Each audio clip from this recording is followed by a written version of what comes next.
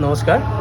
আজি এই ভিডিঅ'টোৰ জৰিয়তে মোক মৰমৰ ছাত্ৰ ছাত্ৰীসকলে সুধি থকা এটি প্ৰশ্নৰ উত্তৰ দিবলৈ লৈছোঁ যে তেওঁলোকে প্ৰায় সুধি থাকে, ছাৰ আমাৰ ২৬ চনৰ উচ্চতৰ মাধ্যমিক চূড়ান্ত পৰীক্ষাত অসমীয়া বিষয়ত কোনখন ৰচনা বহুত বেছি ইম্পৰ্টেণ্ট।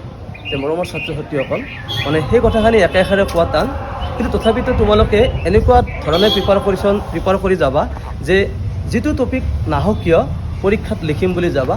তৎসত্ত্বেও মই কেইটামান টপিক তোমালোকক কৈ থৈ দিওঁ, সেইকেইটা টপিক ভালদৰে প্ৰস্তুত কৰি থৈ যাবা। প্ৰথমতে তোমালোকে তোমাৰ প্ৰিয় সাহিত্যিক এই টপিকটো ভালদৰে চাবা। তাৰপিছত চাবা যে গোলকীয় উষ্ণতা বৃদ্ধি আৰু ইয়াৰ প্ৰতিকাৰৰ উপায়। তাৰপিছত তোমালোকে চাবা মানৱ সমাজলৈ বিজ্ঞানৰ অৱদান, এই টপিকটো চাই থবা। তোমালোকে মাদক দ্ৰব্য আৰু সমাজত ইয়াৰ কুপ্ৰভাৱ, ছ'চিয়েল মিডিয়া আৰু সমাজত ইয়াৰ প্ৰভাৱ, পৰিৱেশ প্ৰদূষণ আৰু নিয়ন্ত্ৰণ, অসমৰ প্ৰাকৃতিক সম্পদ আৰু তোমালোকে অসমৰ কুটিৰ শিল্প, এই টপিককেইটা ভালদৰে প্ৰিপাৰেশ্যন কৰি গ'লে অসমীয়া বিষয়ৰ যি ৰচনা নহওক কিয় সুন্দৰকৈ লিখিব পাৰিবা। আৰু মোৰ বিশ্বাস মই যিকেইটা টপিক কৈছোঁ সেই টপিককেইটাৰ পৰা যিকোনো এখন ৰচনা অহাটো প্ৰায় 100% নিশ্চিত। ধন্যবাদ।